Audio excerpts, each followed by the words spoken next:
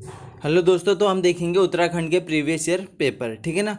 और ये previous year paper जो है ना, ये है आपका वन विभाग का। ठीक है। क्या होता है ना, अगर आप प्रीवियस ईयर पेपर पूरी डिटेल से लगाते हैं, पूरी डिटेल से मतलब आपको सब मालूम होना चाहिए। ठीक है ना, कि ये प्रश्न क्या कहना चाह रहा है और इसका अर्थ क्या है। ठीक है ना। तो आगे जाके वो एग्जाम, वो जो पेपर है ना, वो आपको बहुत ज़्यादा हेल्प करता है। ठीक है, सारे एग्जामों में हेल्प करेगा उत्तराखंड की। ठीक है ना। तो देखो, पहला क्वेश्चन देखते हैं हम। निम्नलिखित में से आगत शब्द है। ठीक है ना, आगत शब्द है। तो देखिए, इसमें जो आगत शब्द है ना, वो है आपका अखबार। अब अखबार ही आगत शब्द क्यों है इसमें? ठीक है ना। तो देखो, इसके लिए आपको आगत शब्द का मतलब मालूम होना चाहिए कि आगत शब्द होते क्या हैं। ठीक है ना। तो देखो, क्या है आगत शब्द? ऐसे शब्द होते हैं जो एक भाषा में तो उत्पन्न हुए हों, किसी भाषा में उत्पन्न हुए हों, लेकिन किसी अन्य अन्य भाषा में बिना अनुवाद के प्रयोग होते हैं। ठीक है ना। जैसे जैसे मैंने कह दिया डॉक्टर। डॉक्टर जो है वो अंग्रेजी भाषा का शब्द है, डॉक्टर ना। क्या डॉक्टर? ठीक है ना, डॉक्टर, ये जो डॉक्टर है ना, ये अंग्रेजी भाषा का शब्द है। ठीक है ना। और हमारे यहाँ जो है इंडिया में ये डॉक्टर ही यूज़ होता है। ठीक है ना, ना कि इसका कोई और मतलब निकाल दिया जाता है। डॉक्टर ही हम सेम यूज़ करते हैं। ठीक है ना। जैसे टॉफ़ी हो गया, टॉफ़ी। ठीक है ना, टॉफ़ी भी क्या अंग्रेजी भाषा का है। कॉफ़ी हो गया, साइकिल, साइकिल। ठीक है ना, ये सब क्या अंग्रेजी भाषा के शब्द है, और हम इन्हें सेम टू सेम वहाँ से उठा के डायरेक्ट हम इनको यूज़ करने लग गए। ठीक है ना, साइकिल हो गया। ठीक है ना, रेडियो हो गया, गैस हो गया। ठीक है ना, रेडियो, गैस, डायरी। ठीक है ना, ये सब अंग्रेजी भाषा के शब्द हैं। हम जैसे कुछ अरबी और फारसी भाषा के जो शब्द होते हैं, जैसे बाजार हो गया, रिश्वत हो गया, मालिक हो गया, ये सब क्या अरबी और फारसी भाषा के शब्द हैं। जैसे चीनी शब्द हो गए। चीनी शब्द में क्या आता है? जैसे तूफान आता है ना, तूफान। भैया ये चीनी शब्द है। क्या है? चीनी शब्द में आता है ये। ठीक है ना। और चाय, चाय भी भैया ये चीनियों का ही है। ठीक है ना। तो चाय शब्द चीनी शब्द है। ठीक है ना। तो ये सब सारे शब्द क्या आगम है, हम किसी दूसरे देश से हमने उठा के भैया हम वैसा ही यूज़ करने लग गए। ठीक है ना। हमने कहा "अरे, कौन करे इतना बवाल ना"। तो हम उन्हें वैसे ही उठा के यूज़ करने लग गए। ठीक है। तो चलिए अब बढ़ते हैं हम अगले प्रश्न की ओर। हमारा दूसरा प्रश्न है, निम्नलिखित में से शेखर जोशी की रचना है। तो देखो, जो शेखर जोशी की इसमें रचना है ना, वो है आपका कौन सी? वो है आपका कोशिका घटवार। ठीक है ना, कोशिका घटवार। ठीक है। तो देखो, इसमें आप भी आंसर लगाते रहिए और मुझे अपना कमेंट बॉक्स में आंसर बता देना कि अच्छा आपके इतने में से कितने नंबर आए। ठीक है ना। मैं अभी ये पार्ट 1 ही लाऊंगा, इसमें 50 क्वेश्चन होंगे। फिर इसके बाद पार्ट 2 लाऊंगा तो इसमें अलग से 50, क्योंकि अगर मैं पूरे 100 क्वेश्चन एक ही बार में ला दूँ ना पूरी डिटेल में, तो वो लगभग हो जाएगी आपके 1 घंटे से पार की वीडियो। ठीक है ना, 1 घंटे से पार की वीडियो, तो मैं इसे 2 पार्ट में लेके आ जाऊंगा। ठीक है ना। तो देखो, कोशिका घटवार। ठीक है ना, इसमें जो इनकी रचना है शेखर जोशी की, वो है आपका कोशिका घटवार, और इनका जन्म अल्मोड़ा में हुआ था शेखर जोशी का। ठीक है ना। देखो, अब इनकी और कौन सी रचनाएं हैं जो तुम्हें याद रखनी चाहिए, वो है इनकी दाजू, दाजू है। ठीक है। हवलदार है, हवलदार। ठीक है ना, हवलदार है, साथ के लोग है, एक पेड़ की याद है, और बच्चे का सपना। ये सब किसकी रचनाएं हैं? ये सब है शेखर जोशी की रचनाएं। ठीक है ना। चलिए अब बढ़ते हैं अगले प्रश्न की ओर। अर्थ के आधार पर वाक्य के भेद होते हैं। अर्थ के आधार पे वाक्य के भेद कितने होते हैं? तो भैया वो होते हैं हमारे कितने? 8 होते हैं। कितने होते हैं? 8 होते हैं। अब ये 8 तो होते हैं, अब कौन कौन से होते हैं? ठीक है, ये भी तो आपको पता होना चाहिए ना। कभी आपसे ये ऐसा भी प्रश्न आ जाता है, अच्छा ये भेद किसका है? ठीक है ना, ऐसा भी प्रश्न आ जाता है। ठीक है ना। अब देखो, तो 8 जो प्रकार के वाक्य होते हैं, जैसे विधानवाचक वाक्य हो गया, ठीक है, निषेधवाचक वाक्य हो गया, ये सब क्या है? ये इसके आप भेद हैं। ठीक है ना। जैसे विधानवाचक वाक्य, निषेधवाचक वाक्य, प्रश्नवाचक वाक्य। ठीक है ना। और आज्ञावाचक वाक्य, और इच्छावाचक वाक्य, और संकेतवाचक वाक्य, और संदेहवाचक वाक्य। ठीक है ना, ये सब क्या है? इसी के भेद हैं। ठीक है ना। तो याद रखेंगे, इसमें जो आपका सही आंसर है वो है ऑप्शन नंबर डी। बढ़ते हैं अगले प्रश्न की ओर। डिंगल पिंगल का संबंध है। तो देखो, जो डिंगल पिंगल का संबंध है ना, वो किससे है आपका? वो है आपका राजस्थान से। अब राजस्थान से क्यों है? तो देखो भैया, ये जो डिंगल है ना, ये डिंगल क्या है? पश्चिमी पश्चिमी राजस्थानी का साहित्यिक रूप है। ठीक है ना, पश्चिमी राजस्थानी का साहित्यिक रूप है। और ये जो पिंगल है, ये पूर्वी राजस्थानी का साहित्यिक रूप है। तो दोनों तो रिलेट तो राजस्थान से ही करते हैं ना, साहित्यिक रूप तो दोनों का राजस्थान नहीं है, ठीक है ना। देखो डिंगल क्या है, पश्चिमी राजस्थानी का साहित्यिक रूप है, और पिंगल पूर्वी राजस्थानी का साहित्यिक रूप है, ठीक है ना। तो राजस्थान से रिलेट करते हैं ये, ठीक है ना। तो इसका आंसर ऑप्शन नंबर बी हो जाएगा, ठीक है ना। अब बढ़ते हैं अगले प्रश्न की ओर। सीलबंद शब्द है, जो सीलबंद शब्द है ना, वो बताना है आपको। तत्सम है, देशज है, विदेशज है और संकर है। देखो क्या है ना, हम लोग ना स्रोत या उद्गम के आधार पर शब्दों का वर्गीकरण करते हैं। क्या, स्रोत और उद्गम के आधार पे, किसके, स्रोत और उद्गम।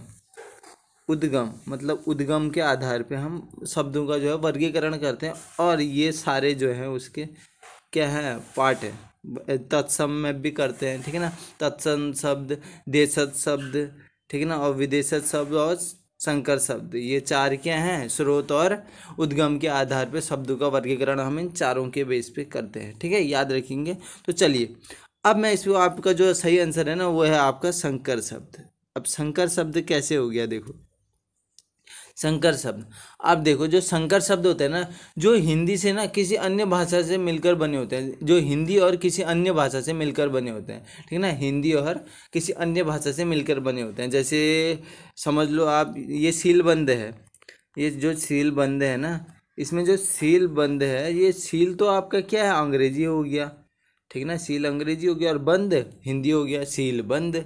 जैसे रेलगाड़ी हो गया, रेलगाड़ी, रेलगाड़ी, रेल तो आपका इंग्लिश शब्द है, और गाड़ी क्या है, हिंदी शब्द। जैसे टिकट घर, एक टिकट घर भी होता है ना, आप रेलवे स्टेशन में जाएंगे तो टिकट घर। अब देखो टिकट घर हो गया, ठीक है, टिकट इंग्लिश शब्द, घर।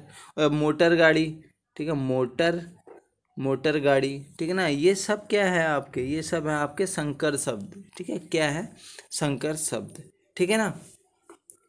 चलिए आप बढ़ते हैं आगे अगले प्रश्न की ओर। अभी मैं आपको सब बताऊंगा, ये तत्सम क्या है, ठीक है ना, देशज, विदेशज, ये सब ये आगे आएगा, तो आगे मैं आपको बता दूंगा, ये आगे आने वाला है, ठीक है ना। तो चलिए, तो देखो, निम्नलिखित में से कौन सा संधि विच्छेद व्यंजन संधि से संबंधित नहीं है। आपसे पूछ रहे हैं व्यंजन संधि से संबंधित नहीं है। तो देखो, जो व्यंजन संधि की एक ट्रिक होती है ना, वो ट्रिक देखो, व्यंजन संधि का तो पहले आपको मतलब मालूम होना चाहिए। इसमें जो आपका सही आंसर है वो मैं पहले बता दूं, इसमें जो आपका सही आंसर है वो है आपका निस्संदेह, ये व्यंजन संधि से संबंधित नहीं है। तो देखो, व्यंजन संधि होती क्या है, व्यंजन संधि के बाद यदि किसी स्वर या व्यंजन आने से उस व्यंजन में जो परिवर्तन होता है, क्या कहता है ये, व्यंजन के बाद, ठीक है ना, व्यंजन के बाद यदि किसी स्वर या व्यंजन के आने से उस व्यंजन में जो परिवर्तन होता है, वही व्यंजन संधि कहलाती है, ठीक है ना। अब देखो, यहाँ पे जगह छोटी है तो मैं आपको यहाँ पे लिख के पूरा बता नहीं सकता हूँ, आप ध्यान से सुन लीजिएगा, ठीक है ना। जो परिवर्तन होता है वही व्यंजन संधि है। अब जैसे मान लीजिए ये क है, ये क है, अब ये क ना आगे जाके क्या, अगर आप जैसे ये क क्या बन जाता है, गौ बन जाता है व्यंजन संधि में। अब देखो कैसे, जैसे मैंने लिख दिया आपका दिक, दिक प्लस अंत, ठीक है, दिक प्लस अंत लिख दिया। अब ये क्या हो जाता है मालूम है, ये क्या हो जाता है, ये हो जाता है आपका दिगंत। क्या हो जाता है, दिगंत, ठीक है ना, ये क्या हो जाता है, दिगंत। अब जैसे मैंने ऋक और वेद लिख दिया, ठीक है ना, ऋक, ये हो ऋक प्लस वेद, ठीक है ना, ऋक प्लस वेद, तो ये क्या हो जाता है भैया, ये हो जाता है हमारा ऋग्वेद, ठीक है ना, ऋग्वेद, ठीक है, याद रखेंगे, ठीक है। तो यही है आपकी व्यंजन संधि। अभी क्योंकि व्यंजन संधि थोड़ी बड़ी हो जाएगी इसमें, ठीक है ना, मैं इसके लिए एक अलग से पार्ट ले आऊँगा कि अच्छा व्यंजन संधि क्या होती है, ठीक है ना, ये सभी जो मैं पार्ट में लेके आ जाऊँगा, ठीक है ना। तो चलिए अब बढ़ते हैं अगले प्रश्न की ओर। मैं अभी आपको ब्रीफ समझा दे रहा हूँ थोड़ा, ठीक ना, ब्रीफ समझा दे रहा हूँ कि अच्छा आपको पता चल जाएगी, अच्छा ऐसी होती है व्यंजन संधि, ठीक है, ऐसे। तो चलिए, निम्नलिखित में से स्त्रीलिंग शब्द है। अब ये स्त्रीलिंग, और जिसमें स्त्री का बोध हो वो स्त्रीलिंग होता है, जिसमें पुरुष का बोध हो वो पुल्लिंग होता है, ये तो आपको मालूम ही होगा, ठीक है ना। तो देखो, आज्ञा जो शब्द है ना, आज्ञा शब्द, इसमें क्या है भैया, इसमें स्त्रीलिंग है, ठीक है ना, स्त्रीलिंग है आज्ञा शब्द। कहते नहीं, अरे यार ये लड़की कितनी आज्ञाकारी है, ठीक है ना। तो चलिए अब बढ़ते हैं अगले प्रश्न की ओर। अंगुली का तद्भव रूप है, जो अंगुली का तद्भव रूप है वो क्या है। इसके लिए आपको पहले पता होना चाहिए कि अच्छा तद्भव होता क्या है। तो देखो तद्भव क्या होता है, चलो पहले तो मैं इसका आंसर बता देता हूँ, फिर तद्भव तत्सम दोनों बता देता हूँ आपको, ठीक है। तो इसमें जो आपका सही आंसर है ना, अंगुली का होता है आपका उंगली, ठीक है ना। तो देखिए अब तद्भव होता क्या है, इसमें तो आपका आंसर तो उंगली हो गया। आपने देखा यार तद्भव है क्या फिर, ठीक है। तो देखो तद्भव यहाँ पे लिख देता हूँ मैं, तद, ठीक है ना, तद्भव, ठीक है, तद्भव यहाँ पे लिख देता हूँ। तद्भव शब्द होते क्या है, अब इन्हें अशुद्ध कह लो, चलो इनको अशुद्ध कह सकते हो, ठीक है ना, अशुद्ध कह लो, ठीक है ना। अशुद्ध संस्कृत जो ऐसे शब्द जो संस्कृत में परिवर्तित होके बने हैं, ठीक है ना, जैसे संस्कृत से परिवर्तित होके बने हैं। जैसे मान लो ये हस्त था, हस्त संस्कृत शब्द है ना, क्या, अरे ये तो हस्त तो होगा हस्त, ठीक है ना। चलो इसको मैं मिटा ही देता हूँ, ठीक है ना। देखो हस्त, ठीक है ना, हस्त शब्द है ना, ये किससे बना है भैया, ये बना है ये हस्त, हस्त शब्द है। तो ये किससे बन के बना है, ये अभी जो हम इसको यूज़ करते हैं वो किस में यूज़ करते हैं, हाथ में। हस्त का बन गया भैया हाथ, ठीक है ना, हस्त का बन गया हाथ। तो क्या है ये तद्भव शब्द होते हैं, ये हस्त का बन गया हाथ, ठीक है ना। ये सभी क्या है तद्भव शब्द हैं जो संस्कृत से परिवर्तित होके बने हैं, ठीक है। संस्कृत से मतलब हमने उनमें बदल डाला, ठीक है ना, हमने कहा चलो बदल देते हैं, ठीक है ना। अब होता है एक तत्सम, क्या होता है तत्सम, ठीक है ना। आपने सुना होगा तद्भव तत्सम, दोनों भाई समझ लो, ठीक है ना। तो ये है, इसका मतलब होता है शुद्ध, इसका मतलब होता है शुद्ध, ठीक है ना, इसका मतलब होता है शुद्ध, ठीक है। तो देखो शुद्ध, इसमें जो ना जो संस्कृत से सीधे आए हों, संस्कृत से सीधे आए, हमने उन्हें बदला बदला नहीं है, ठीक है ना। हमने कुछ उनमें कुछ कलाकारी दिखाई नहीं है, ठीक है ना। तो वो क्या है, वो हमारे यहाँ तत्सम शब्द, जैसे अग्नि, अग्नि, ठीक है ना, अग्नि हो गया, वायु हो गया, ठीक है ना, सूर्य हो गया, ठीक है ना, सूर्य हो गया, ठीक है ना, पुत्र हो गया, ठीक है ना, पुत्र हो गया, ठीक है ना। ये सब क्या है संस्कृत से सीधे आए हैं। तो ये क्या है, ये है हमारे तत्सम शब्द, यानी इन्हें शुद्ध शब्द कह लो, ठीक है ना। अगर हम इनमें भी कलाकारी दिखा दे, अग्नि का आग कर दे तो वो तद्भव हो जाएगा, ठीक है ना, समझ गए। तो ये है आपके तद्भव और तत्सम। तद्भव, ठीक है ना, इसका मतलब अशुद्ध कर लीजिए, तत्सम इसका मतलब शुद्ध कर लीजिए, ठीक है ना। तो चलिए अब बढ़ते हैं हम अगले प्रश्न की ओर। तो अगला प्रश्न है हमारा, निम्नलिखित में एकाक्षरी शब्द है, एकाक्षरी शब्द है। अब देखो एकाक्षरी शब्द क्या होता है, पहले आपको ये मालूम होना चाहिए। तो एकाक्षरी और द्विअक्षरी मैं आपको तुरंत बता देता हूँ, आप जल्दी समझ जाएंगे। एकाक्षरी ऐसे समझ लीजिए जिसमें एक बार सांस लेते हैं। आप इन चारों शब्द को बोलो और सबसे कम सांस आप किस में लोगे, एक बार सांस लोगे, ठीक है ना। एक बार सांस लेने वाले शब्दों को एकाक्षरी कहते हैं, ऐसा मान लो, ठीक है। और द्विअक्षरी दो बार सांस लेने वालों को, ठीक है।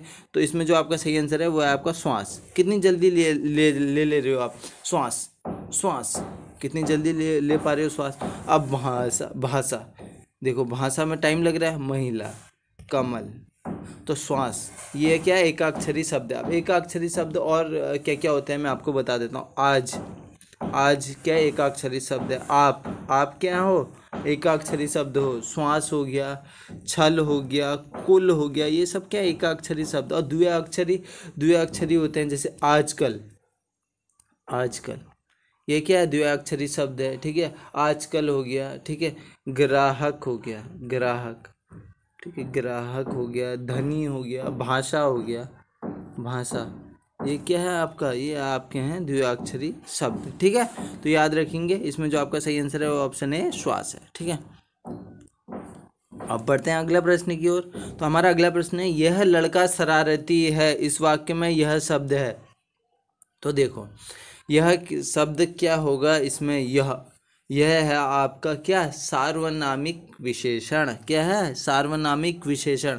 अब देखो जो सार्वनामिक विशेषण है ये है क्या, पहले आपको ये भी तो पता होना चाहिए। तो देखो सार्वनामिक जो विशेषण होते हैं ना, ये होते हैं आपके ऐसे सर्वनाम, ऐसे सर्वनाम, ऐसे सर्वनाम, चलो यहीं पे लिख देता हूँ थोड़ा थोड़ा, ठीक है ना। ऐसे सर्वनाम शब्द जो संज्ञा से पहले प्रयोग होकर, जो संज्ञा से पहले, मतलब संज्ञा से पहले, समझ रहे हैं ना पहले का मतलब क्या होता है, संज्ञा से पहले प्रयोग होकर उस संज्ञा शब्द की विशेषता बतलाते हैं। संज्ञा, संज्ञा, अब संज्ञा शब्द मैं आपको बता तो सकता नहीं हूँ कि संज्ञा क्या होता है। अब मैं देखो, संज्ञा का जो सीधा अर्थ होता है, कोई भी अगर कहीं भी आपको कोई नाम दिखे, ठीक है ना, कोई नाम दिखे, वस्तु दिखे, वो संज्ञा है।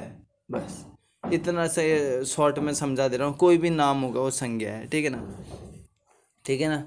तो देखो, आप बचपन से पढ़ते आ रहे हैं संज्ञा की विशेषता, तो मैं आशा करता हूँ आपको पता ही होगा, ठीक है ना। तो देखो संज्ञा, इसमें संज्ञा क्या है, अभी लड़का शरारती है, ठीक है ना, यह लड़का शरारती है, तो ये पहले आ रहा है ना, देखो संज्ञा से पहले आ रहा है ना, क्या है, क्या अभी मैंने इसकी विशेषता बताई। देखो, ऐसे सर्वनाम शब्द जो संज्ञा से पहले प्रयोग होकर उस संज्ञा शब्द की विशेषता बताते हैं।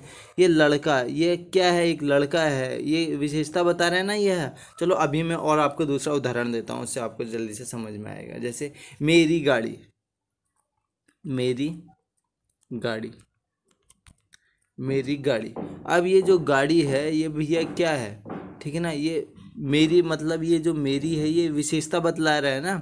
ये क्या बतला रहा है, किसकी गाड़ी है भैया, वो भैया मेरी गाड़ी है, ठीक है ना, मेरी गाड़ी। अब मेरी कार, मेरी कार, कल के दिन नौकरी में लग गए तो भैया कार तो होगी ना। तो मेरी कार, अब कार का मतलब मेरी, मेरी मतलब ये विशेषता बता रहा है भैया, ये कार किसकी है भैया, मेरी कार है। मेरा घर, मेरा, अरे भैया ये तो सब चीज़ में मेरा मेरा आ रहा है, ये तो सेल्फिश हो गया, ठीक है। मेरा घर, ठीक है, मेरा घर।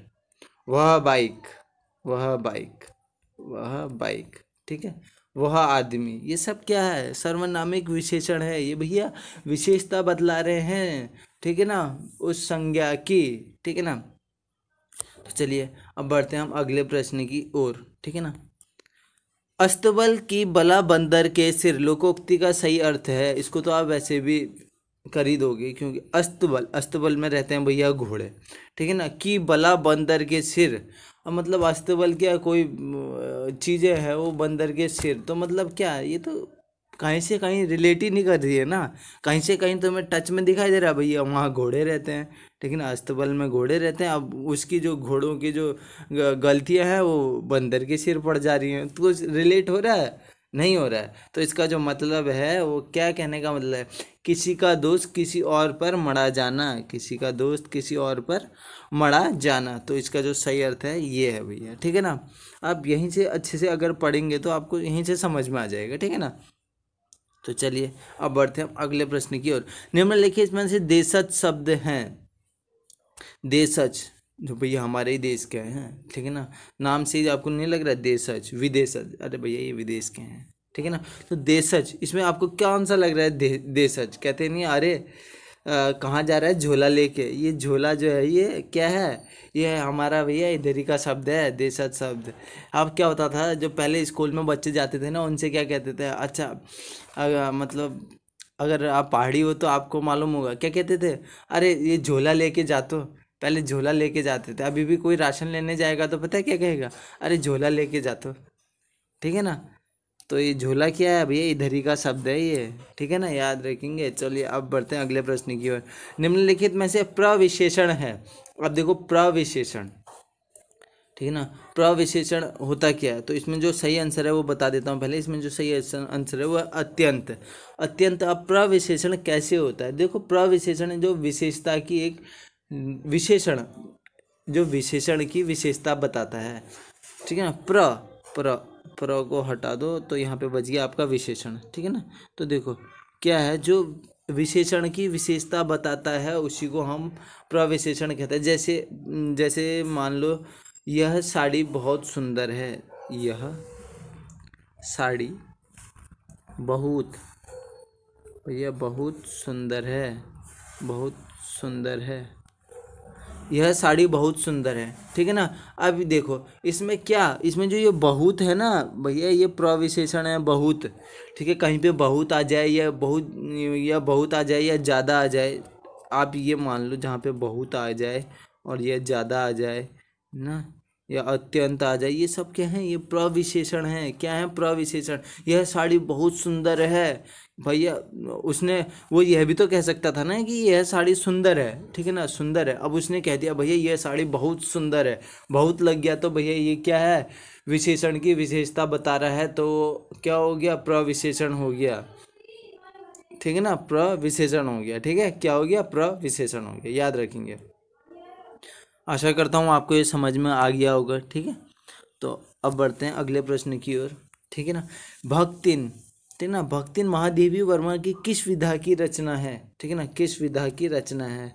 तो ये है भैया संस्मरणात्मक रेखा चित्र। ठीक है ना, क्या, संस्मरणात्मक रेखा चित्र। ठीक है, तो याद रखेंगे। ठीक है ना, तो ऑप्शन ए इसमें आपका बिल्कुल सही हो जाएगा। बढ़ते हैं अगले प्रश्न की ओर। हिंदी वर्णमाला के अनुसार कौन सा वर्ण पंचमा अक्षर है? पंचमा अक्षर का मतलब पांचवा भैया, सीधी सी बात है। ठीक है ना, पांचवा। ठीक है ना, तो देखो या तो आप ऐसे कर लो इसे, प फ भ भ म। आपको पता है ये भैया ये पांचवा अक्षर है मो, डायरेक्ट मो ही लगा दो। ठीक है ना, मो ही लगा दो। ठीक है ना, ठीक है, मो ही लगा दो। चलो अब बढ़ते हैं, इसमें जो हमारा सही आंसर है वो है मो। ठीक है, अब बढ़ते हैं अगले प्रश्न की। संसद शब्द में संज्ञा है, तो देखो संसद शब्द में कौन सी संज्ञा है? तो देखो संसद भैया, संसद, संसद क्या होती है? जहाँ बहुत लोग इकट्ठा होके भैया, बहुत लोग इकट्ठा होके बहस करते हैं, यही समझ लो संसद। ठीक है ना, बहुत लोग इकट्ठा होके किसी चीज़ को पारित करने को वो करते हैं बहस, और संसद क्या हमारे देश में सबसे बड़ी है। ठीक है ना, ठीक है, तीन चीज़ों से मिलकर बनी है संसद। ठीक है, राष्ट्रपति, ठीक है, लोकसभा और राज्यसभा। ठीक है, तो चलिए इसमें जो आपका सही आंसर है वो है समूहवाचक। क्या है, समूहवाचक। कभी देखा है तो समूह में होता है ना, संसद जो भी होगा समूह होते हैं वहाँ। ठीक है ना, समूह होते हैं, तो आप ऐसे रिलेट करके पढ़ेंगे तो आपको ज़्यादा चीज़ें याद होगी। ठीक है ना, ये भाववाचक, ठीक है ना, और जातिवाचक, व्यक्तिवाचक, इनको आप पढ़ने से आपको पता चल रहा है कि अच्छा भाव निकल रहे हैं, अच्छा जाति का, किसी जाति का बोध हो रहा है, अरे कोई व्यक्ति का बोध हो रहा है। तो ये सब क्या है, आपको पढ़ने से आपको थोड़ा, अगर आप अच्छे से ध्यान से पढ़ेंगे तो आपको चीज़ें क्लियर होती जाएंगी। ठीक है ना, तो चलिए अब पढ़ते हैं अगले प्रश्न की ओर। निम्नलिखित में से कौन सा शब्द सरस्वती का पर्यायवाची नहीं है? सरस्वती का पर्यायवाची नहीं है, अरे भैया वाणी तो है। कमला, ये जो कमला है देखिए, ये नहीं है। कैसे नहीं है, देखो ये जो कमला है ना, इसकी जो संज्ञा है ना वो स्त्री है, स्त्री का स्त्री है, इसकी जो संज्ञा क्या है, स्त्री है। अब तो इसका पर्यायवाची क्या हो सकता है, लक्ष्मी हो सकता है, रमा हो सकता है। ठीक है, तो ये सब क्या हो सकते पर्यायवाची हो सकते हैं। और देखो आप सरस्वती की वाणी तो होता ही है पर्यायवाची शब्द, और वीणा पाणी भी होता है, शारदा भी होता ही है। ठीक है ना, तो कमला जो है वो नहीं होगा। ठीक है, कमला ध्यान से सुन लेंगे भैया। ठीक है ना, कमला क्या है, वो नहीं है सरस्वती का पर्यायवाची शब्द। ठीक है ना, वो एक स्त्री का बोध हो रहा है बस। ठीक है ना, उसकी संज्ञा में। ठीक है, चलिए अब बढ़ते हैं अगले प्रश्न की ओर। अन्वय का अर्थ है, ठीक है ना, तो देखो जो इसका अर्थ है ना वो है आपका क्या, अन्वय। ठीक है ना, तो इसमें जो आपका सही आंसर है वो है आपका, देखो अन्वय का अर्थ है आपका व्याकरण की अनुरूपता। ठीक है, क्या है, व्याकरण की अनुरूपता है आपका अन्वय का अर्थ। ठीक है ना, अब देखो जो अन्वय का अर्थ होता है ना वो मैं आपको जल्दी जल्दी बता देता हूँ। दो वस्तुओं का परस्पर तालमेल और वाक्यों में पदों का पारस्परिक संबंध, इसी को कहते हैं हम अन्वय का अर्थ, यही होता है। ठीक है ना, तो व्याकरण की अनुरूपता होता है। ठीक है ना, तो चलिए अब बढ़ते हैं अगले प्रश्न की ओर। तो अगला प्रश्न हमारा परिमाणवाचक भेद है। तो देखो जो परिमाणवाचक भेद है ना ये किसका है, परिमाणवाचक। अभी मैंने आपको विशेषण में कुछ बताया था। ठीक है, तो ये है अब भैया आपका विशेषण का, क्या है, विशेषण का है परिमाणवाचक। क्या है, विशेषण का है परिमाणवाचक। ठीक है, देखो अब पहले तो आप परिमाणवाचक देख लो, फिर हम देखते हैं। ठीक है ना, विशेषण हम देखते हैं फिर आगे। देखो परिमाणवाचक क्या होता है, तो परिमाणवाचक होता है जैसे निश्चित या अनिश्चित मात्रा का बोध होता है इसमें, किसी कोई निश्चित या अनिश्चित मात्रा, जैसे मैंने बोल दिया आपसे परिमाणवाचक की बात कर रहा हूँ भैया, थोड़ा दूध। ठीक है ना, थोड़ा दूध चाहिए। ठीक है ना, थोड़ा दूध चाहिए, तो ये क्या है, पर मात्रा का बोध हो रहा है ना, अनिश्चित या अनिश्चित, तो ये क्या क्या है ये? परिमाणवाचक है। जैसे मैंने बोल दिया 1 बीघा जमीन, अरे भैया 1 बीघा जमीन वैसे बहुत होगी आपके पास जमीन, 1 बीघा जमीन, ठीक है ना, 1 बीघा जमीन, ठीक है, 1 बीघा जमीन बोल दिया मैंने। अब ये क्या है? ये भैया आपका क्या है? ये परिमाणवाचक है। 5 मीटर कपड़ा, ठीक है ना, 5 मीटर कपड़ा, ये क्या है आपका? ये क्या? परिमाणवाचक, ठीक है ना। तो आप देखो, अब विशेषण पे आ जाते हैं। अब विशेषण के 8 भेद होते हैं। कितने? 8 भेद होते हैं मुख्यतः, ठीक है ना, 8 भेद होते हैं मुख्यतः, ठीक है। याद रखेंगे आप कौन कौन से, जल्दी जल्दी से याद कर लेते हैं। गुणवाचक, परिमाणवाचक, व्यक्तिवाचक, संख्यावाचक, सार्वनामिक वाचक और प्रश्नवाचक, ठीक है। ये क्या है आपके जो हैं इसके भेद होते हैं, ठीक है ना, विशेषण के, ठीक है ना, इसके विशेषण के भेद होते हैं, ठीक है ना। तो चलिए मुख्यतः बता दे रहा हूँ मैं आपको, ठीक है ना।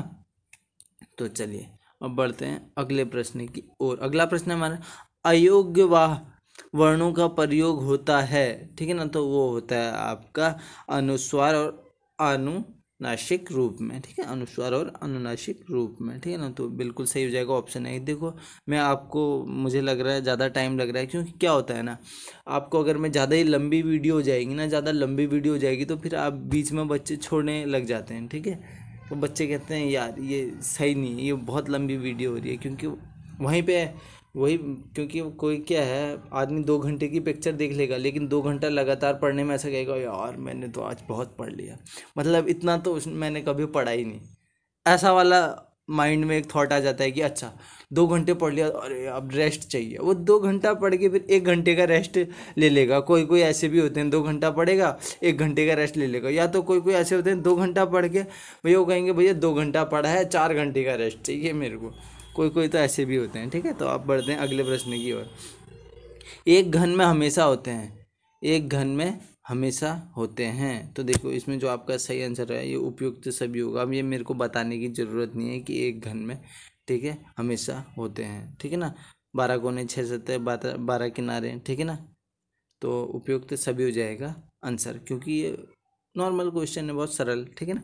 चलिए अब देखो क्या है प्रश्न हमारा। उत्तरांचल वर्तमान का निर्माण हुआ है, ठीक है, उत्तरांचल जो कि अभी वर्तमान में उत्तराखंड है का निर्माण हुआ है, क्योंकि क्या हुआ था ना, इसके पीछे बहुत लंबी कहानी है उत्तरांचल के पीछे। चलो इसके पीछे ना मैं आपकी एक पूरी अलग से वीडियो लेके आऊँगा कि अच्छा हमारे जो उत्तराखंड बनने के मतलब कितना यूकेडी कब आया, ठीक है, कौन कौन से नेता आए, कौन किसने हमें सपोर्ट करा उत्तराखंड बनने में, किसने नहीं करा, ठीक है ना। तो देखो क्या हुआ था ना, जो यूकेडी था उसने बोला था उत्तराखंड क्रांति दल, ठीक है ना, उसने नाम ही उत्तराखंड क्रांति दल रखा था। तो चलो छोटी सी एक शॉर्ट में कहानी बता दे रहा हूँ, ठीक है ना। तो उत्तराखंड क्रांति दल नाम रखा था। तो जब भाजपा ने सपोर्ट दिखाया कि अच्छा हाँ अब तुम क्या है सरकार हम तुम्हारी बनाएंगे, अब कहने का मतलब क्या है, हम तुम्हारी सरकार बनाएंगे, कहने का मतलब क्या था भाजपा का, भैया हमें वोट दो ना। अब वो सीधा तो कहेंगे नहीं हमें वोट दो, उन्होंने कहा भैया हम तुम्हारी सरकार बनाएंगे। तो उन्होंने कहा चलो ठीक है। तो उन्होंने क्या कहा, सरकार बनाएंगे करके ऐसे कहा। तो फिर जब सरकार बनने का टाइम आया ना, तो उनने कहा कि अच्छा इसका नाम जो है हम उत्तराखंड नहीं रखेंगे, इसका नाम रखेंगे हम उत्तरांचल, ठीक है, इसका नाम रखेंगे उत्तरांचल, ठीक है। तो भैया यूकेडी भी सोच में पड़ गई। यूकेडी ने कहा हमने तो अपनी पार्टी का नाम ही उत्तरांचल क्रांति दल रखा है, तो अब तुम कह रहे हो उत्तरांचल। अब देखो भाजपा, अब भाजपा बहुत बड़ी पार्टी थी तो भैया दबदबा उसी का होगा ना।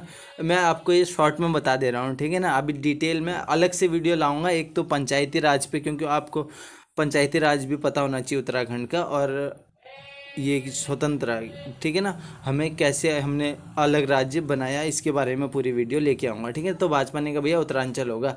जब पास हुआ तो इसका नाम उत्तरांचल ही पड़ा था, ठीक है। और ये किसके उसमें हुआ था, और इसमें जो पारित हुए थे ना, चलो बाद ही मैं समझाऊंगा पूरी डिटेल में अलग वीडियो में, ठीक है ना। तो देखो ये हुआ था आपका उत्तर प्रदेश पुनर्गठन अधिनियम सन 2000।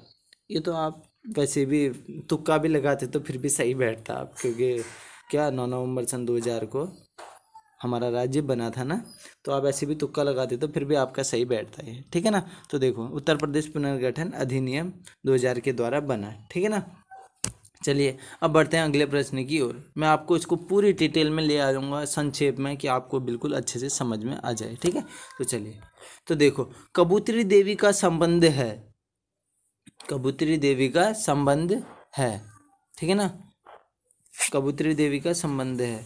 तो देखो क्या है ना, कबूतरी देवी एक बहुत बड़ा नाम है, ठीक है ना, आपको याद होना चाहिए। और ये किससे संबंध है, ये एक लोक गायिका है। लोक गायिका मतलब लोक गीतों से संबंधित हैं, लोक गीतों से इनका संबंध है। देखो क्या है ना, इन्हें कुमाऊं कुमाऊं कोकिला, क्या कुमाऊं कोकिला के नाम से भी जानते हैं, ठीक है ना, कुमाऊं कोकिला, ठीक है, कोकिला,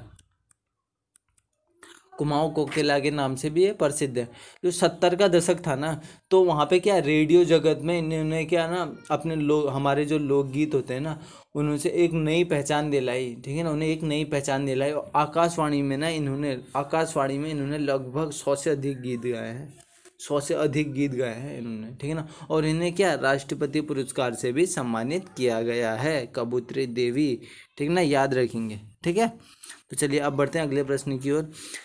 राष्ट्रीय माध्यमिक शिक्षा अभियान का के उद्देश्य हैं। तो देखो इसमें आप अगर पढ़ेंगे ना, तो आपको राष्ट्रीय माध्यमिक शिक्षा अभियान, ठीक है ना, तो इसमें आपका उपयुक्त सभी हो जाएगा, ठीक है, उपयुक्त सभी हो जाएगा इसमें आपका आंसर, ठीक है, अच्छे से पढ़ेंगे तो, ठीक है ना। तो चलिए अब बढ़ते हैं हम अगले प्रश्न की ओर। निम्न 4 आकृतियों में से किसी, ठीक है, निम्न 4 आकृतियों में से 3 किसी एक गुण के आधार पर समान है और एक भिन्न है। निम्न में से भिन्न आकृति है। तो भैया आप इसको तो जो थोड़ा सा जिसने रीजनिंग पढ़ी है अच्छी खासी, वो तो ऐसे देख के ही कर देगा। क्यों भैया, ये देखो इसमें 4 कोने होते हैं, इसमें भी आयत में 4, इसमें भी 4, तो ये क्या है, इसमें 3 ही कोने नहीं है, 1 2 3। तो देखो भैया ये हमारा ऑप्शन भी हमारा बिल्कुल सही हो जाएगा, ठीक है, ऑप्शन भी हमारा बिल्कुल सही हो जाएगा, ठीक है ना। तो चलिए अब बढ़ते हैं अगले प्रश्न की ओर। केदार काठ पर्वत जो केदारनाथ स्थापना से जुड़ा हुआ है, स्थित है। तो भैया ये स्थित है ना आपका, वो है आपका गड़गाड़ नदी के स्रोत पर, ठीक है ना, गड़गाड़ नदी के स्रोत पर, ठीक है। तो चलिए अब बढ़ते हैं हम अगले प्रश्न की ओर। उत्तरांचल वर्तमान में उत्तराखंड का पहला विधानसभा चुनाव हुआ था। देखो जो पहला विधानसभा चुनाव हुआ था ना, वो हुआ था आपका सन 2002 ईस्वी में, ठीक है ना, सन 2002 ईस्वी में, ठीक है ना, याद रखेंगे। तो चलिए अब बढ़ते हैं अगले प्रश्न की ओर। इंस्टीट्यूट ऑफ पब्लिक इंटरप्राइजेज स्थित है। तो देखो ये इंस्टीट्यूट ऑफ पब्लिक इंटरप्राइजेज की जो स्थापना हुई थी आपकी 1964 में, ठीक है, 1964 में हुई थी। अब क्यों हुई थी, सार्वजनिक उद्यम संस्थान के मुद्दों से संबंधित नीतियों के अध्ययन के लिए 1964 में जो था ना, इसे बनाया गया था, ठीक है ना, सार्वजनिक उद्यम संस्थानों के लिए, ठीक है ना, इसका जो हिंदी मतलब होता है, ठीक है। तो इसमें जो आपका सही आंसर है वो है आपका हैदराबाद में, ठीक है, क्या हैदराबाद में, ठीक है ना, क्या है सही आंसर, हैदराबाद में, ठीक है। अब रेगूर मिट्टी का दूसरा नाम है। तो देखो जो रेगूर मिट्टी का दूसरा नाम है ना, वो क्या है, ठीक है ना। तो देखो जो रेगूर मिट्टी का दूसरा नाम होता है वो होता है आपका क्या, काली मिट्टी। अब इस काली मिट्टी का एक और नाम होता है क्या, कपास की मिट्टी, क्योंकि इसमें कपास भाई बहुत अच्छा होता है, ठीक है ना, कपास की मिट्टी भी इसे कह देते हैं हम, ठीक है ना। अब देखो जो काली मिट्टी की एक विशेषता होती है कि नमी को ना बहुत अधिक समय तक बनाए रखता है। ये जो काली मिट्टी होती है ना, ये नमी को बहुत अधिक समय तक बनाए रखता है, ठीक है ना, और कपास इसमें बहुत अच्छा होता है, ठीक है ना। तो देखो यह जो होती है ना, ये मिट्टी कहाँ कहाँ पाई जाती है, अधिकतर कुछ नाम बता दे रहा हूँ मैं, आप ऐसे ही अंदाजे से आपको क्लियरिटी आ जाएगी। गुजरात, महाराष्ट्र, मध्य प्रदेश, आंध्र प्रदेश साइड में जो है ना ये मिट्टी पाई जाती है, ठीक है ना, मिट्टी पाई जाती है काली मिट्टी, ठीक है ना। तो चलिए अब बढ़ते हैं हम अगले प्रश्न की ओर। इबादत खाना की स्थापना की गई थी। भैया जो इबादत खाना की स्थापना की गई थी ना, वो तो की गई थी आपकी फतेहपुर सीकरी में, ठीक है ना, फतेहपुर सीकरी में। और किसने की थी, ये बनाया था भैया अकबर ने, ठीक है ना, किसने बनाया था, अकबर ने बनाया था भैया, ठीक है ना। इबादत खाना किसने बनाया था, अकबर ने बनाया था इबादत खाना का 1575 के टाइम पे, 1575 के, ठीक है, टाइम पे बनाया था। अब इबादत खाना सीधा सा समझ लो कि एक मीटिंग रूम होता है, ठीक है ना, एक क्या होता है, एक मीटिंग रूम बोल सकते हो आप, ठीक है ना, मीटिंग रूम बड़ा सा हॉल टाइप का, उसी को कहते हैं हम इबादत खाना, ठीक है। अब बढ़ते हैं अगले प्रश्न की ओर। भारतीय संविधान के किस अनुच्छेद में स्वतंत्रता का अधिकार वर्णित किया गया है। तो देखो मैं जल्दी से आपको बता देता हूँ, ठीक है ना। तो इसमें जो आपका सही आंसर है ना, वो है आपका अनुच्छेद 19, ठीक है ना, भारतीय संविधान के अनुच्छेद में स्वतंत्रता का अधिकार वर्णित किया गया। अनुच्छेद 19, ये याद रखें। अनुच्छेद 25 में जो है ना वो है आपकी धार्मिक स्वतंत्रता, क्या धार्मिक स्वतंत्रता, ठीक है। अनुच्छेद 21 में वह आपके प्राण और दैनिक स्वतंत्रता का संरक्षण, ठीक है। और अनुच्छेद 30 में वह है भैया शिक्षा और संस्थाओं की स्थापना और प्रशासन में अल्पसंख्यकों वर्गों का अधिकार, ठीक है। अल्पसंख्यकों वर्गों का अधिकार के लिए दिया गया था शिक्षा और संस्थाओं में, ठीक है ना, क्या अनुच्छेद 30, ठीक है, याद रखेंगे, ठीक है। तो चलिए अब बढ़ते हैं हम अगले प्रश्न की ओर। अगला प्रश्न है हमारा, डालीपुर जल विद्युत परियोजना स्थित है। तो देखो जो डालीपुर जल परियोजना है ना, ये जो बनी थी, ये परियोजना थी 1965 से 70 के बीच में, ठीक, 1965 से 70 के बीच में। किधर? 1965 से 70 के बीच में इस परियोजना की स्थापना की गई थी यमुना नदी पर, यमुना नदी, देहरादून, ठीक है, किधर? देहरादून में, ठीक है, देहरादून। अभी मैंने आपको यमुना बोल दिया तो ये यमुना नहर पर है, ठीक है ना। डालीपुर जल विद्युत परियोजना किधर है? यह है यमुना नहर पर, ठीक है। और कहाँ? यह है देहरादून में, ठीक है। 51 मेगावाट का जो था ये क्षमता की परियोजना थी, ठीक है ना, 1965 से 70 तक, ठीक है। तो याद रखेंगे, ठीक है। चलिए 1965 से 70 तक इस परियोजना की स्थापना की थी, ठीक है ना, 1965 के लो या 70, ठीक है ना, 2 डेट है, ठीक है ना।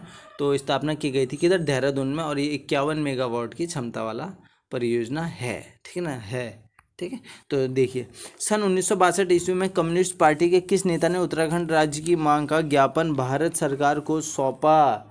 ठीक है भैया, ये क्वेश्चन ना अभी मैं आपको बता दूं, अभी जब मैं आपको डिटेल में पढ़ाऊंगा ना, ठीक है ना, इसको मैं आपको डिटेल में पढ़ाऊंगा, क्योंकि एक तो ज्ञापन सौंपा था, एक खाली मांग उठाई थी, ठीक है। प्रश्न काल में बोल दिया था कि अच्छा, ठीक है ना, कि हाँ हमारा राज्य बनना चाहिए, ठीक है ना, ऐसे मांग उठाई थी, फिर एक ज्ञापन सौंपा, फिर कितने प्रस्ताव लिए, ठीक है ना। तो देखो जो पहली बार मांग का ज्ञापन सौंपा था ना, वो सौंपा था आपका पीसी जोशी ने। किसने? पीसी जोशी ने, ठीक है, याद रखेंगे, किसने?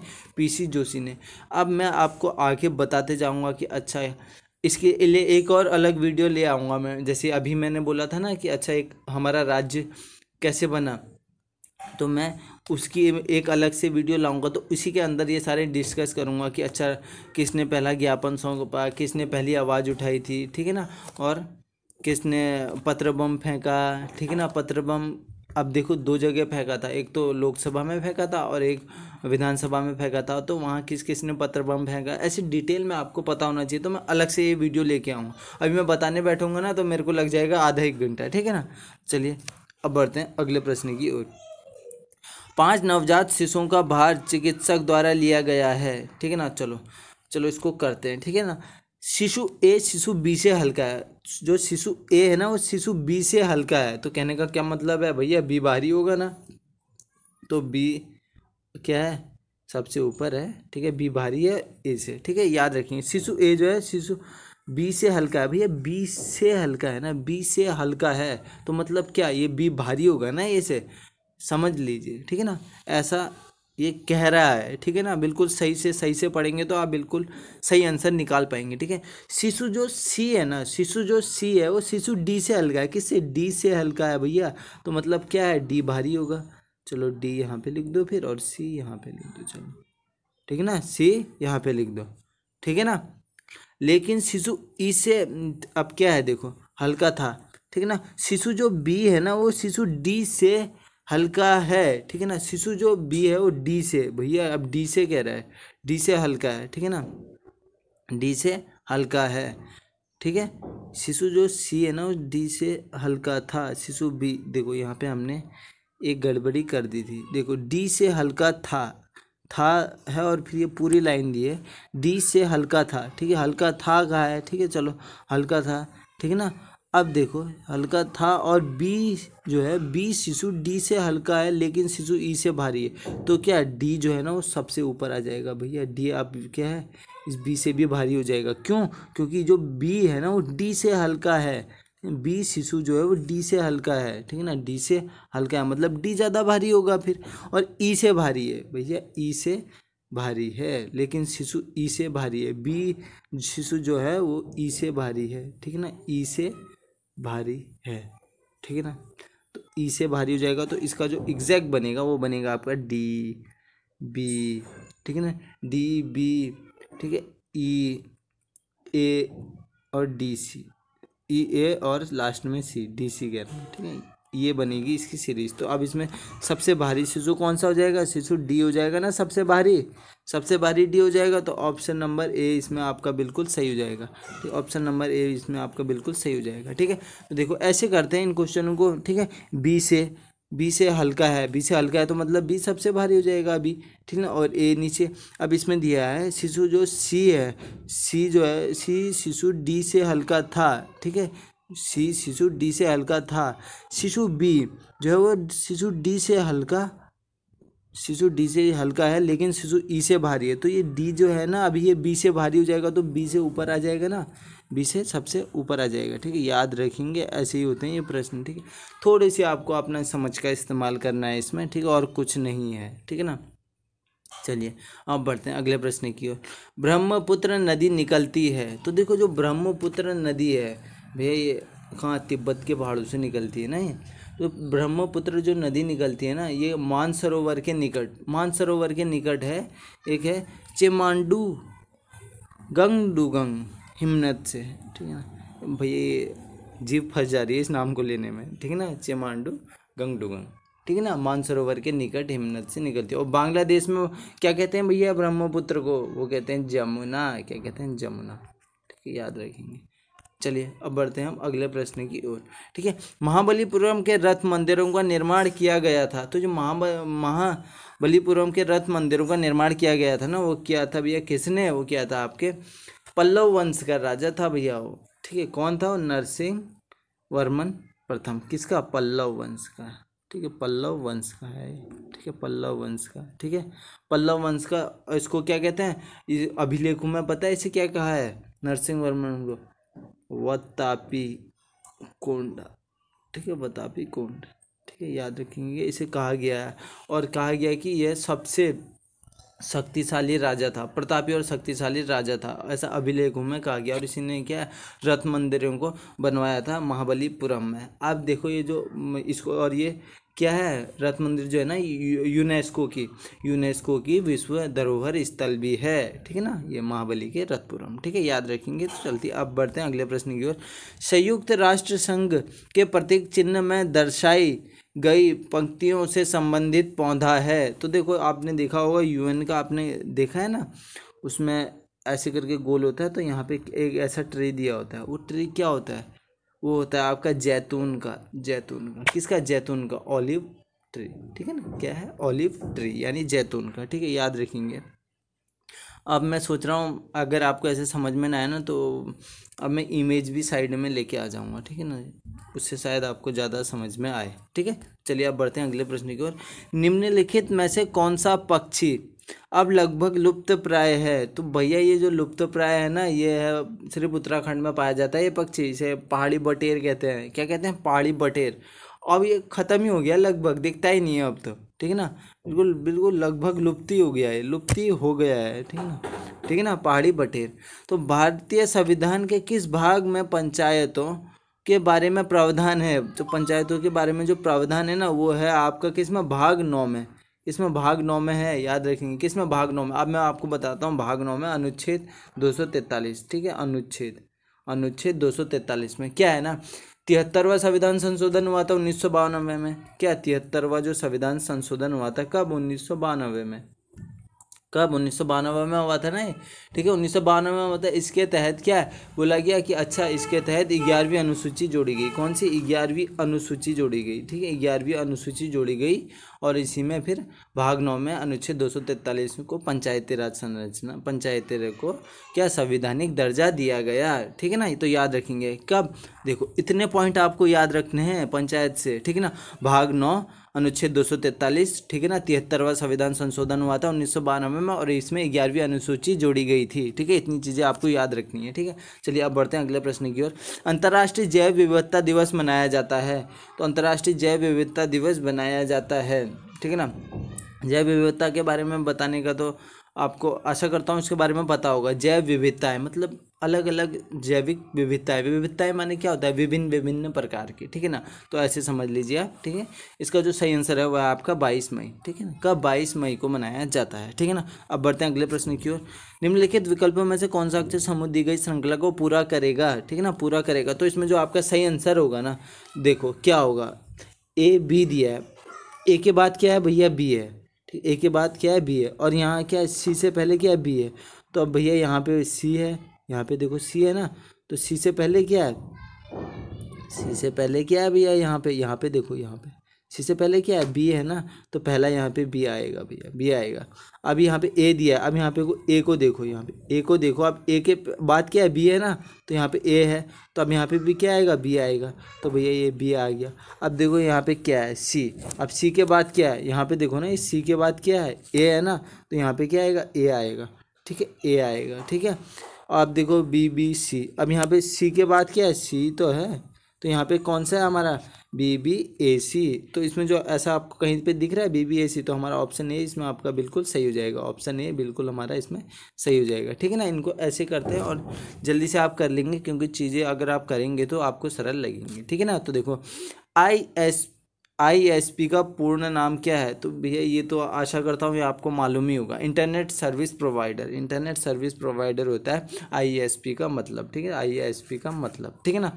चलिए अब बढ़ते हैं अगले प्रश्न की ओर। भारत में GST परिषद के अध्यक्ष हैं, ठीक है ना। तो देखो इसका जो सुझाव था ना, वो विजय केलकर समिति ने 2002 में ही दे दिया था, ठीक है ना, विजय केलकर समिति ने 2002 में ही दे दिया था। तो GST का जो है GST परिषद के अध्यक्ष होते हैं हमारे कौन, वो होते हैं वित्त मंत्री, ठीक है ना, वित्त मंत्री, ठीक है ना, वित्त मंत्री। तो चलिए अब बढ़ते हैं अगले प्रश्न की ओर। निम्नलिखित में से एक समूह नृत्य है, एक समूह नृत्य है। तो भैया जो कुमाऊं में ना माघ के महीने होता है ये नृत्य, और ये एक समूह नृत्य है, उसे कहते हैं हम जोड़ा, क्या कहते हैं, जोड़ा कहते हैं, ठीक है। तो ऑप्शन सी इसमें हमारा बिल्कुल सही हो जाएगा, ठीक है ना, जोड़ा। चलिए अब बढ़ते हैं अगले प्रश्न की ओर। अंग्रेजों द्वारा उत्तराखंड में चाय का बीज मंगवाया था, चाय का बीज मंगवाया था। तो देखो क्या था ना, वो चीन से मंगाया गया था। तो चलिए देखो सर्वप्रथम क्या था ना, एक विशब हैबर नाम का व्यक्ति था भैया, क्या विशब हैबर लिख लो, ठीक है, विशब हैबर, क्या नाम था इसका, विशब हैबर, ठीक है। विशब हैबर ने बोला कि अच्छा यार उत्तराखंड में ना चाय के लिए बहुत अच्छा है। विशब हैबर ने देखा होगा उत्तराखंड को, उसने कहा अरे वाह यार ये तो चाय के लिए बहुत अच्छा है, ठीक है ना। तो विशब हैबर ने क्या किया 1834 या 1834 और 35 में, ठीक है ना, 1834 और 35 में इसने चाय की खेती प्रारंभ कर दी, ठीक है ना। इसने देखा उत्तराखंड को और बोला यार वाह उत्तराखंड तो चाय के लिए अच्छा है, ठीक है ना। तो इसने क्या प्रारंभ कर दिया। और जो चाय का जो उन्नत किस्म का बीज था ना, वो कोलकाता से मंगाया गया था वैसे, ठीक है ना, कहाँ से, कोलकाता से मंगाया था। लेकिन जो कोलकाता से जो बीज आया था ना, वो आया था भैया चीन से। कहाँ से आया था, वो चीन से आया था। तो हुआ ना, वो चीन का ही तो बीज हुआ, ठीक है ना। तो चीन का बीज था ना, उन्नत किस्म का था, ठीक है। और फिर भैया चीन इन्होंने क्या कर दिया, चाय की खेती जो है प्रारंभ कर दी, ठीक है, चाय की खेती शुरू कर दी। और जो सबसे पहले स्थापित हुई थी चाय की खेती, वो हुई थी आपकी लक्षेश्वर, ठीक है, लक्षेश्वर, और कहाँ, भरतपुर में, याद रखेंगे लक्षेश्वर और भरतपुर में, ठीक है ना। चाय की खेती सर्वप्रथम स्थापित हुई कहाँ है, ये अल्मोड़ा और नैनीताल में है, ठीक है ना, अल्मोड़ा और नैनीताल में है, ठीक है, याद रखेंगे, ठीक है। चलिए अब बढ़ते हैं अगले प्रश्न की ओर। हिमालय पर्वतमाला उदाहरण है, तो हिमालय पर्वतमाला किसका उदाहरण है भैया, वो है आपका वलित पर्वत, ठीक है ना, आपको पता होना चाहिए वलित पर्वत, ये नवीन, इन्हें क्या कहते हैं, नवीन वलित पर्वत कहते हैं। क्या होता है देखो, जब ऐसे दो प्लेटें होती है ना, जमीन के अंदर प्लेटें होती हैं, अगर ये आपस में ऐसे टकराएंगी तो क्या होता है, यहाँ पर को एक ऐसा पर्वत निकल जाता है, ठीक है, ये टकराई और यहाँ पे को एक ऊंची जगह ऐसे निकल के आ गई, ठीक है ना। तो इसी को क्या कहते हैं, मोड़दार पर्वत कह लो, ऐसे मोड़दार पर्वत कह लो, ठीक है, मोड़दार पर्वत बोल लो या वलित पर्वत बोल लो। तो जो हिमालय है ना, ये क्या वलित पर्वत है, ठीक है ना।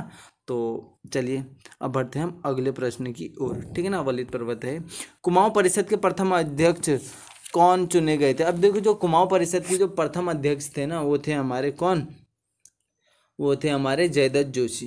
कौन थे, जयदत्त जोशी थे। अब देखो, अब मैं पूरी डिटेल में चलो बता ही देता हूँ, ठीक है ना। 1916 में हुआ था कुमाऊं परिषद की स्थापना, ठीक है, 1916 में हुई थी कुमाऊं परिषद की स्थापना, ठीक है ना, 16 में हुई थी। लेकिन इसका जो प्रथम अधिवेशन था, प्रथम ऐसे लिख रहा हूँ, ठीक है, प्रथम अधिवेशन हुआ था 1917 में, 1917 में हुआ था। और इसकी अध्यक्षता किसने करी थी, जयदत्त जोशी ने कहाँ, अल्मोड़ा में हुआ था, याद रखना। प्रथम कहाँ हुआ था भैया, ये हुआ था अल्मोड़ा में, ठीक है ना। और फिर जो दूसरा हुआ था 1918 में, 1918 में, ठीक है। किधर, 1918 हल्द्वानी में हुआ था ये, किधर, हल्द्वानी, ठीक है, हल्द्वानी, ठीक है, ये हल्द्वानी में हुआ था। और इसकी अध्यक्षता करी थी तारादत्त गैरोला जी ने। और तीसरा हुआ था, देखो तीसरा हुआ था हमारा किधर, कोटद्वार में। तीसरा हुआ था कोटद्वार में, कब, 1919 में, 1919 में हुआ था, ठीक है ना। 1919 में हुआ था किधर, कोटद्वार में, कोटद्वार में, ठीक है।